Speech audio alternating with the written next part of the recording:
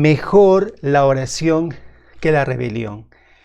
Y cuando hablo de rebelión, tal vez me estoy refiriendo tal vez al sentir de los muchos ciudadanos que están tal vez cansados del gobierno, tienen un sentir en rechazo a las autoridades, y no los culpo por lo tal vez están mostrando actitudes y muestras de que no son confiables para seguirles, y realmente hay cierto rechazo del pueblo. Y tal vez hay las ganas de poder rebelarse e ir en contra del gobierno por lo que ellos creen que deben de imponer o ordenar o hacer las cosas hoy en día, porque rechazan la forma como están gobernando. ¿Qué nos toca a nosotros los creyentes? ¿Qué debemos hacer con el presidente, con el Congreso, con las personas que están involucrándose en esto, con personas que están llamando tal vez a la rebelión, con nuestros gobernadores en nuestra localidad o los alcaldes donde estamos? El sentir que tenemos nos lleva tal vez a la rebelión. Tal vez uno puede pensar este camino como que sería el mejor para poder mejorar el gobierno, pero quisiera darles otra opción que es mejor. ¿Sabe qué? Mejor la oración que la rebelión. Mejor la oración que la rebelión. Cuando hablamos de la rebelión, pienso que estamos pensando en cuanto al hombre. Cuando pienso en rebelión, hablo en que el hombre tiene que ejercer y hacer algo para cambiar las cosas. Pero en cambio, cuando hablamos de la oración, estamos pidiendo la intervención de Dios para que haga algo en nuestro país. Entonces decidamos. ¿Pedimos la intervención del hombre para que el hombre haga algo en nuestra nación, o pedimos la intervención de Dios para que el Dios del cielo pueda hacer algo en nuestra patria, en nuestro país? La pregunta es, ¿qué es mejor? Pienso que mejor es la oración, Dios, que la rebelión. Porque muchas personas que quieran rebelarse a veces no lo hacen por el bien del pueblo. Ellos buscan su propio beneficio. Generalmente van a hacer eso porque como hombres somos inclinados a pensar en nosotros como egoístas. ¿Es mejor la rebelión? ¿Es mejor apoyar estas cosas? Y no me refiero al hecho que estoy siendo partidario de alguien, sino estoy hablando de que en vez de ir por ese camino, vayamos por el otro camino. Mejor la oración, mejor la intervención de Dios en los asuntos de nuestro gobierno. Y eso es lo que te quiero explicar en base al libro de 1 Timoteo capítulo 2, versículo 1 al 8. Te invito a que busques tu Biblia. 1 Timoteo capítulo 2, versículo del 1 al 8. Veamos lo que dicen estos textos de las Escrituras, y a través de estos textos te voy a dar 4 razones para orar por nuestras autoridades. Lo que estoy diciéndote es que lo mejor que debemos hacer en este tiempo, frente a nuestro presidente, al Congreso, a los alcaldes, gobernadores, a lo que está pasando, lo mejor y lo efectivo y lo que va a ayudar es orar, es ponernos en oración, porque la Biblia nos dice que debemos de hacerlo. Porque no solo es un estado de juntar las manos, cerrar los ojos y hablar. Orar está hablando o nos está diciendo que pidamos a Dios que Dios intervenga, que Dios haga. No es un estado de estar quietos, es un estado donde estamos rogando que Dios venga e intervenga en las cosas en las que está sucediendo, desde la autoridad principal de nuestro gobierno hasta las otras autoridades cercanas al lugar donde vivimos. Entonces es mejor la oración. En este pasaje nos está diciendo esto. Por esto quiero animarte, y al final de este mensaje quiero lograr animarte que tú puedas estar orando, que tú puedas no solamente albergar sentimientos de enojo y molestia con lo que escuchas del gobierno, sino en vez de solamente quedarte en ese estado, que tú puedas orar, que tú puedas doblar las rodillas, que tú puedas hablar al Padre Celestial y pedir la intervención, y que Dios pueda ayudarnos en este tiempo. Por esto quiero darte 4 razones para animarte a ti a que ores por las autoridades, a que desde hoy puedas estar haciéndolo. Entonces vayamos a 1 Timoteo capítulo 2 y versículo 1. Veamos lo que dice las Escrituras. Acá ya lo tienes en pantalla y ya tú lo puedes estar viendo. Dice en este pasaje: exhorto ante todo a que se hagan, dice, rogativas, no, perdón, exhorto ante todo, déjame mostrarle acá, a que se hagan rogativas, oraciones y peticiones y acciones de gracias por todos los hombres. En esta primera parte enfocamos en la primera palabra o frase que dice exhorto ante todo. El que escribe este texto es el apóstol Pablo, llamado por Dios para poder servir y predicar la palabra y llevar al mundo entero el evangelio. Él empieza a decir, Pablo dice, exhorto ante todo. Aquí el apóstol Pablo nos está animando a hacer algo que es de mayor importancia y de suma urgencia. Por eso nos dice, exhorto ante todo. Ante lo demás que él va a decir, que va a enseñar y que va a guiar, ante todo lo demás, él dice, ante todo les exhorto, es decir, nos está animando a hacer algo que es de mayor importancia y que es de suma urgencia.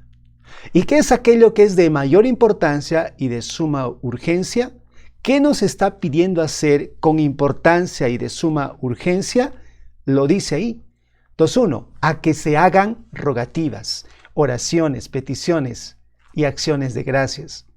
Está diciendo que es de suma importancia orar y hacerlo urgentemente. Eso nos está diciendo que es de suma importancia hablar con Dios, rogar a Dios, orar a Dios, que es importante y es de suma urgencia frente a lo que está pasando, no solo en nuestra nación, sino en otros lugares. Es mejor orar, es mejor la oración que la rebelión. La iglesia local, la reunión de creyentes, no ora debido a que se espera que lo haga. Debe de orar debido a que la oración es vital para la iglesia, es vital para el crecimiento de la iglesia local, para que Dios pueda intervenir. Entonces la oración es vital para la vida de la iglesia local. Oramos porque es importante, porque es vital, porque ayuda, porque es eficaz. Y es así por la cual debemos estar en oración. Yo llamo a todos los hermanos de la iglesia. Tal vez usted está orando por sus necesidades, por cosas personales, por otros. Pero es el momento de, aparte de orar esas cosas, orar por el presidente, orar por el Congreso, orar por que el año que viene, en abril, serán las elecciones, orar por quiénes van a ser nuestros nuevos gobernantes. Debemos estar orando por ello. Debemos orar por los alcaldes de nuestra ciudad, de nuestro distrito, por el gobernador. Debemos orar para que Dios pueda moverlos, a que puedan obrar y actuar como Dios quisiera que lo hiciera. Por cada uno de ellos. Y eso es de importancia y de urgencia. Él no nos está hablando acá de oraciones generales. Nos está diciendo, más adelante vas a ver que nos está pidiendo que oremos por las autoridades.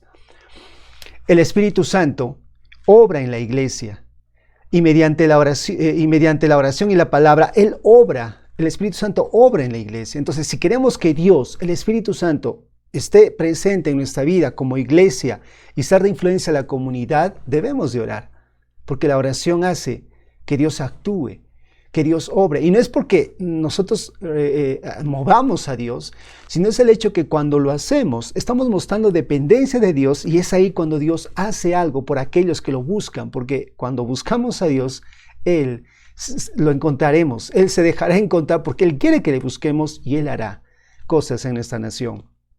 La iglesia, el conjunto de creyentes que ora, tiene poder y va a causar un impacto duradero por causa de Cristo. Mira, los primeros cristianos en el libro de Hechos, un libro de la Biblia, un quinto libro del Nuevo Testamento, en esta parte los cristianos en el libro de Hechos, ellos se dedicaron a la oración y a través de la oración vencieron a sus enemigos. Porque otra vez, cuando oramos, estamos diciendo, Dios, involúcrate en este asunto. Cuando oramos, estamos diciendo, Dios, involúcrate en lo que está pasando. Y Él quiere involucrarse. Él quiere ser parte. Y Él quiere ayudarnos en nuestro Perú, en nuestra nación. Pero la pregunta es que si nosotros queremos que se involucre. Es lo mismo en nuestra vida. Si queremos que Dios se involucre en nuestra vida, vamos a pedirle, vamos a buscarle. Y si queremos que Dios se involucre en cuanto al gobierno, tenemos que buscarle. Y Él lo hará. Él lo hará. Él quiere hacerlo y podemos vencer si es que oramos y pedimos a Dios. Acá el apóstol Pablo nos exhorta a orar porque es importante y es de suma urgencia. Versículo 1 continúa diciendo, y que se hagan rogativas, oraciones, peticiones y acciones de gracias. Ahora, esto, hablando de la oración, no solamente son sinónimos, nos quiere decir algo. Cuando dice rogativas, se refiere a necesidades o situaciones específicas. Se refiere a orar por situaciones específicas, en este caso, por el presidente, por la vacancia, por el presidente del Congreso, por los congresistas, por temas específicos que ahora está pasando. Por esas cosas debemos de orar. Cuando dice oraciones, que sean rogativas oraciones, se refiere a peticiones por necesidades que están siempre presentes, por oraciones que siempre debemos de estar orando. En el anterior se refiere a situaciones específicas que vienen por momentos, como por ahora lo que sería la tentativa de la vacancia, cómo va a ser el nuevo gobernante, etcétera, específico. Y las otras por cosas que deben ser siempre, que Dios pueda cuidarnos, cosas que le pediríamos constantemente. Luego dice peticiones. Esto tiene que ver con intercesión. Se refiere a hacer ruegos en favor de otros. Entonces, la idea es interceder por nuestro presidente, interceder por los congresistas, interceder por cada uno de ellos. Luego dice acciones de gracias.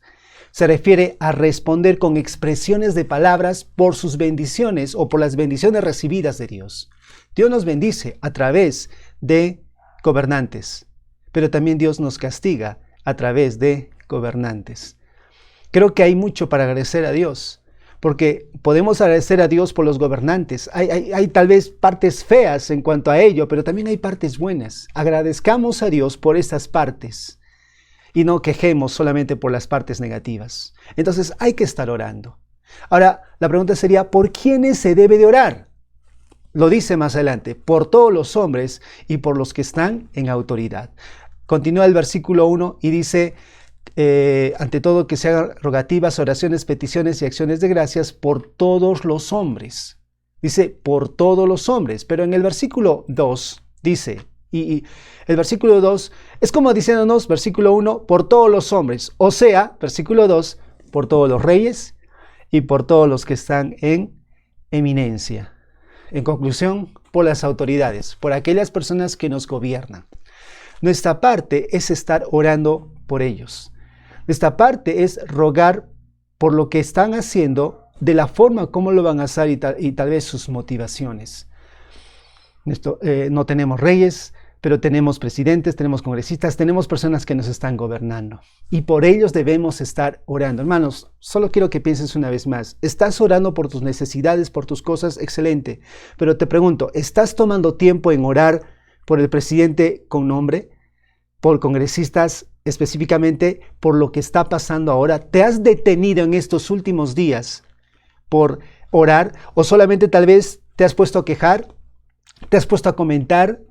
¿Has compartido en el Facebook cosas negativas de repente del presidente o de los demás? ¿Simplemente te has enojado, te has molestado, te has desalentado, te has preocupado? ¿Cuáles han sido tus reacciones?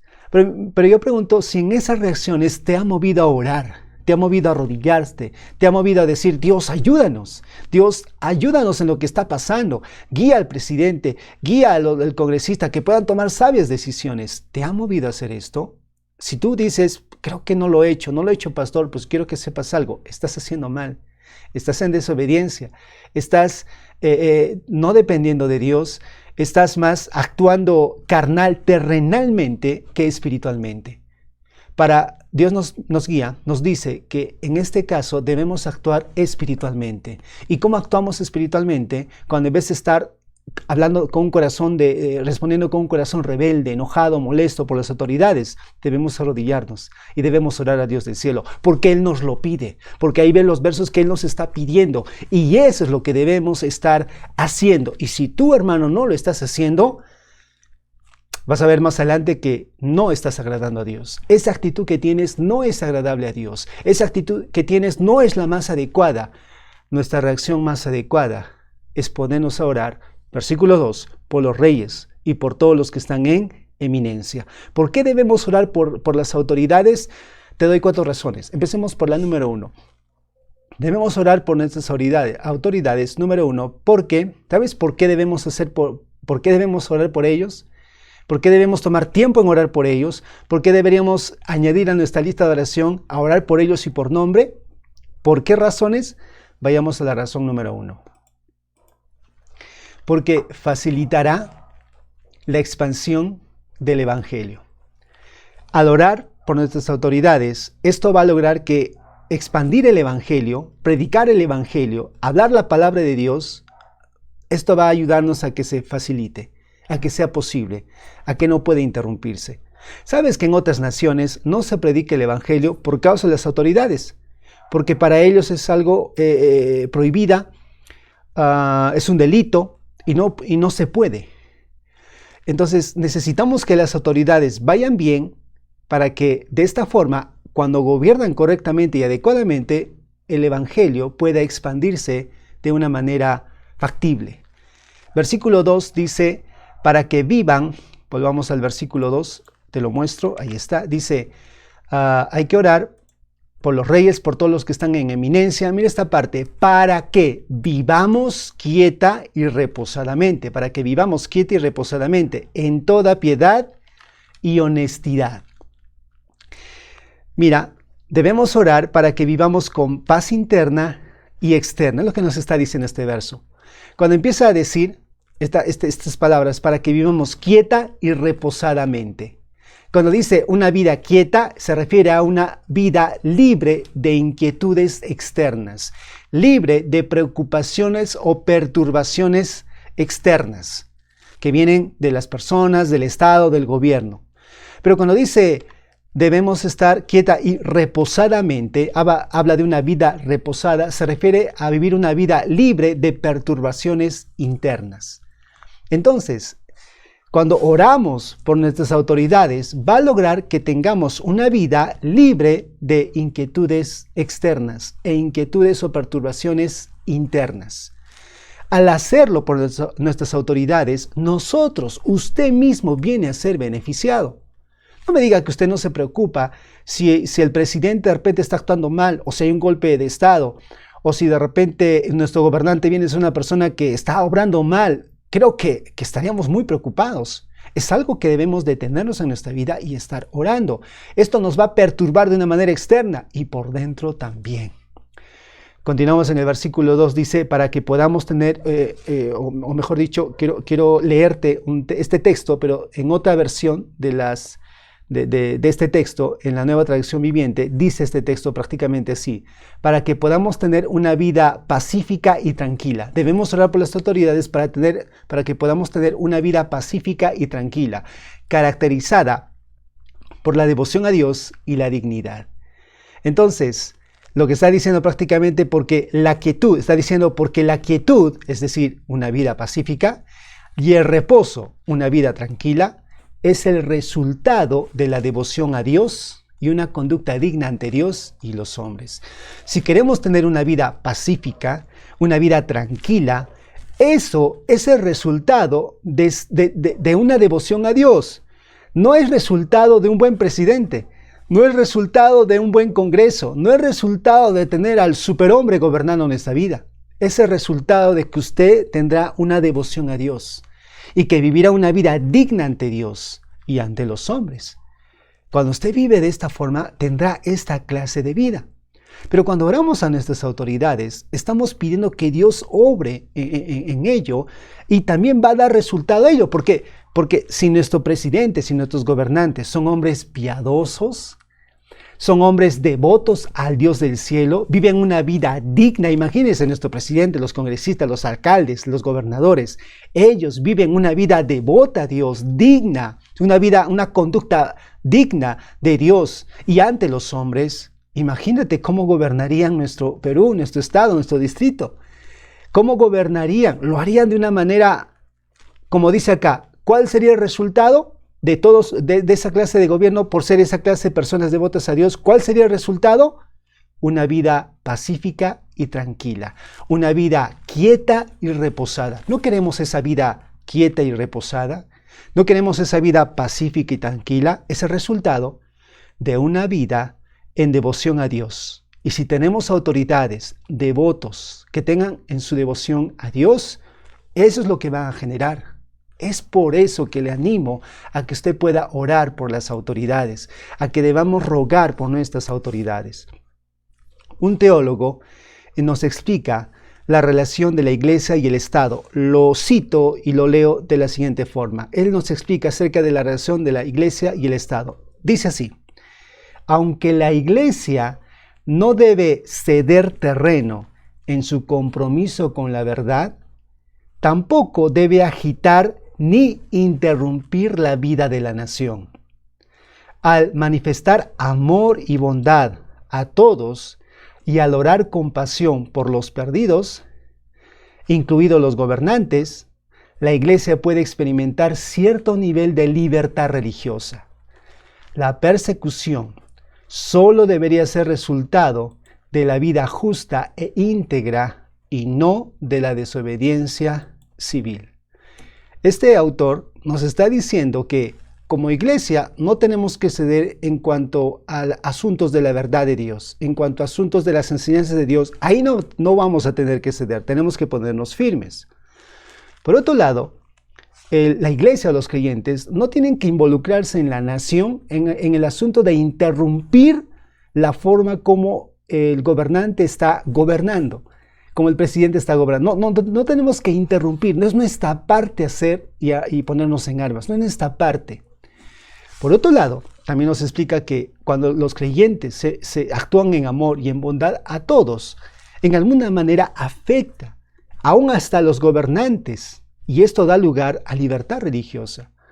Si en alguna manera los creyentes pasáramos persecuciones, no debe ser porque estamos actuando en rebeldía o estamos viviendo mal, dando mal testimonio, sino será porque vivimos una vida justa e íntegra. Y si estamos pasando persecución, debe ser por esto, porque vivimos justamente y somos fieles a Dios, pero no debe ser por una desobediencia civil. Hasta ahí la cita de este autor. Entonces continuamos. Cuando el apóstol Pablo dice, versículo 2 una vez más, para que vivamos quieta y reposadamente en toda piedad y honestidad. Aquí el apóstol Pablo, al decirnos este verso, nos está queriendo explicar que en un asunto, aunque es bonito, ¿no?, vivir quieta y reposadamente, pero en realidad no está queriendo enfocarse realmente en tener una vida fácil. O sea, está ahí mostrada, pero no es su énfasis. Ahí nos está compartiendo, y es un resultado, es algo que se puede recibir, pero en realidad no es su énfasis. Y escúchalo bien, mira, Pablo al decirnos en este verso, para que vivamos quieta y reposadamente en toda piedad y honestidad, no está queriendo fomentar la vida fácil.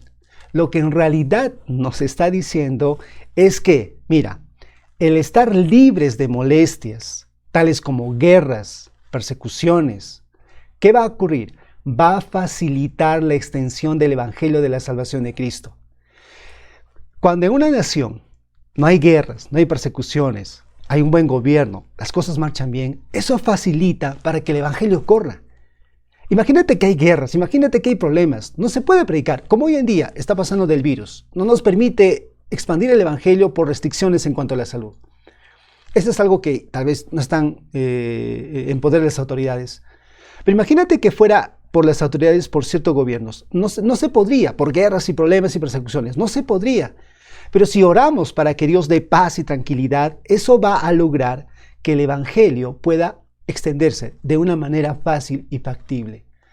Es por eso que el punto número 1 era, que te había dicho, que ¿por qué debemos orar por las autoridades? Porque va a facilitar la expansión del evangelio, porque si tenemos buenos gobernantes, van a dar como resultado una vida tranquila, reposada, una vida en paz.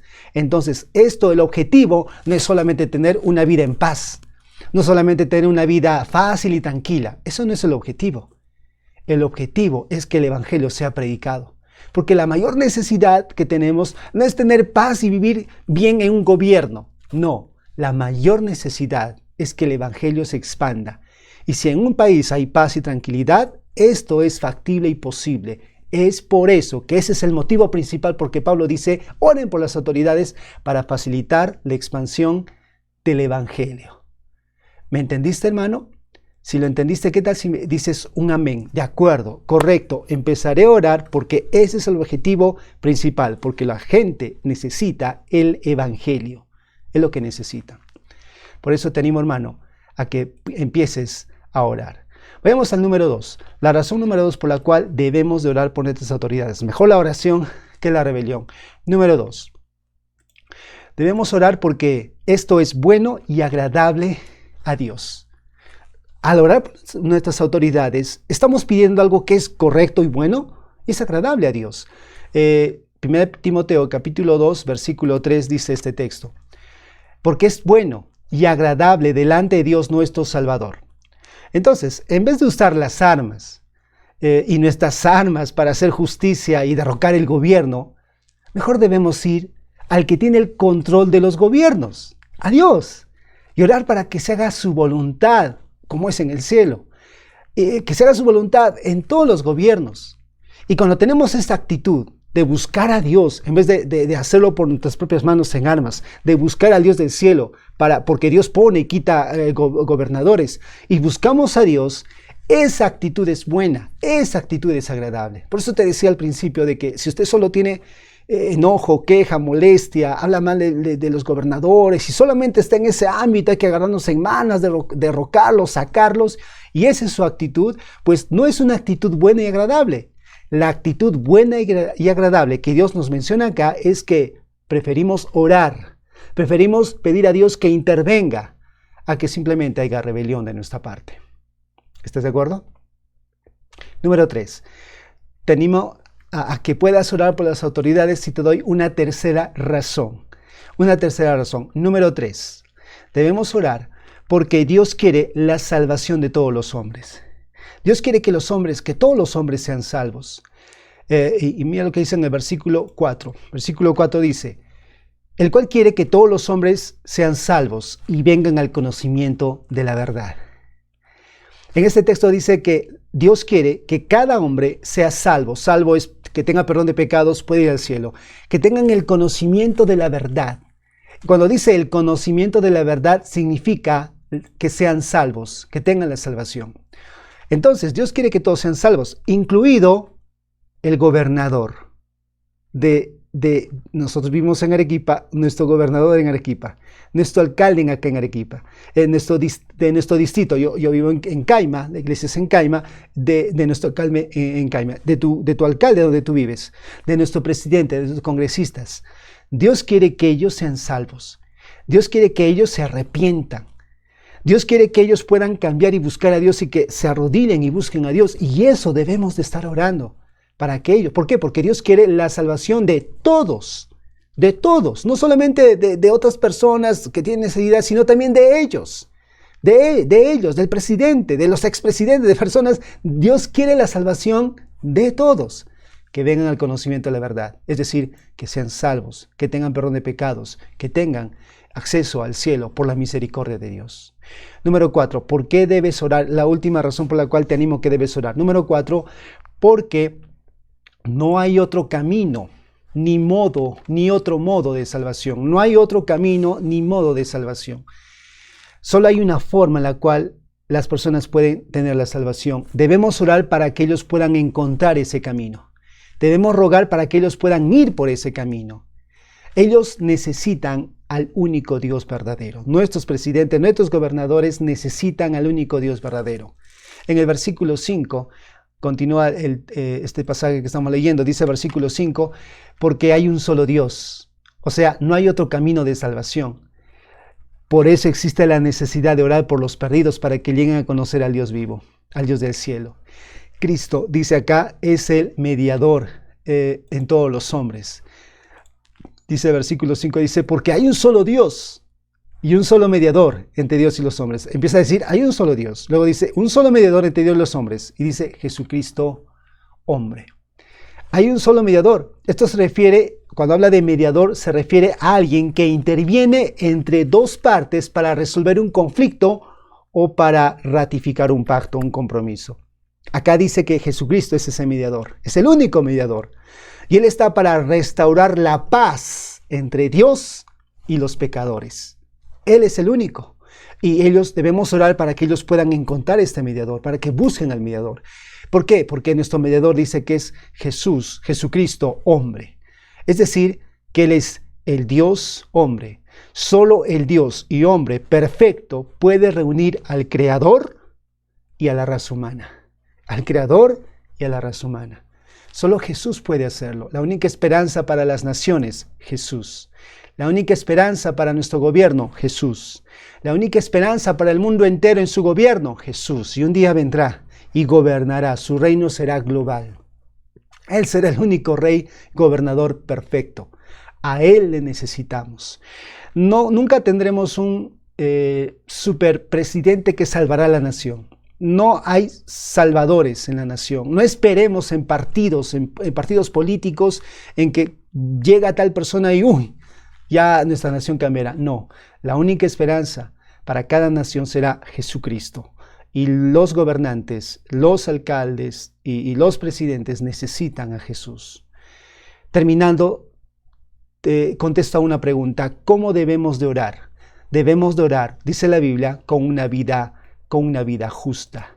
Mira lo que dice en el versículo 8. Pero antes de ello, solo quiero enfatizar del punto anterior, hablando de Jesucristo. Dice el versículo 6, el cual se dio a sí mismo en rescate por todos, de lo cual se dio testimonio a su debido tiempo. Jesús es el mediador, murió en la cruz por nosotros en rescate. Necesitamos ser rescatados de nuestros pecados. Hay sufrimiento por causa del pecado y necesitamos ser rescatados por ello. Entonces, por ello es que necesitamos a Jesucristo. Pero ¿cómo debemos de orar? Y termino con esto. ¿Cómo debemos de orar? Dice el versículo 8.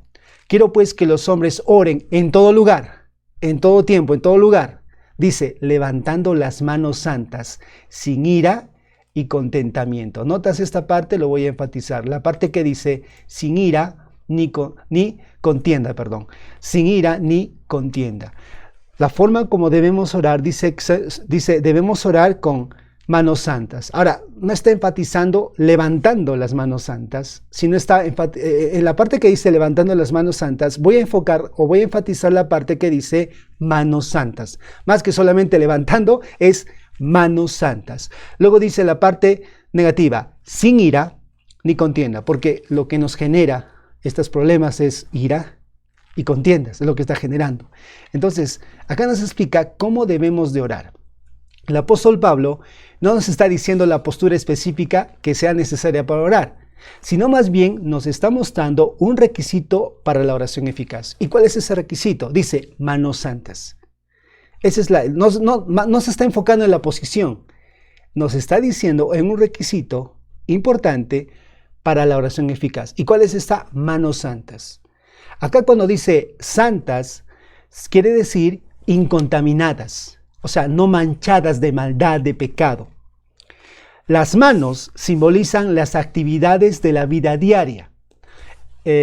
Manos santas está representando vida santa. Cuando dice manos santas, literalmente está explicándonos Pablo que es una vida santa. O sea, hay que orar, no se refiere con las manos levantadas y limpias porque te has lavado con jabón, no. Levantar las manos santas, enfocando manos santas, se está refiriendo que debemos orar con una vida santa. Tú puedes orar con las manos arriba y levantar y exaltar y gritar como en muchas congregaciones hacen y gritan y levantan sus manos, pero eso no quiere decir nada. No está hablando de esto. Está hablando de orar con una vida santa. Entonces, la base para una vida de oración eficaz es una vida justa. Es una vida que no está viviendo en pecado, que no tiene orgullo, egoísmo, que no tiene hipocresía, que no hay mentira, que no hay adulterio, que no hay fornicación, que no hay celos, que no hay contiendas, que no hay divisiones, que no hay esas cosas ahí adentro que son pecado, que vive una vida adecuada ante Dios.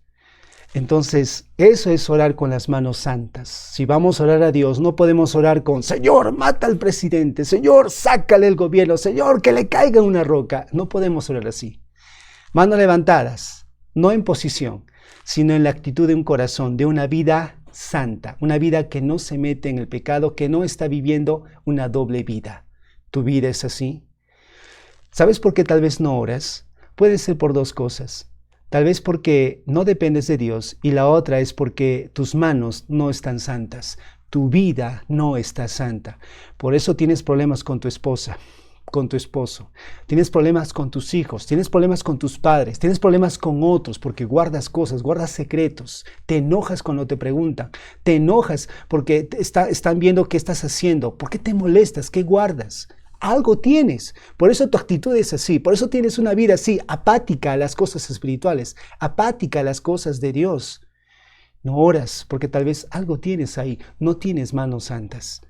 Obviamente, si nosotros estamos así, mucho más los gobernadores. Ellos necesitan nuestra oración y para hacerlo, vivamos una vida santa. Apartémonos del pecado y busquemos a Dios del cielo.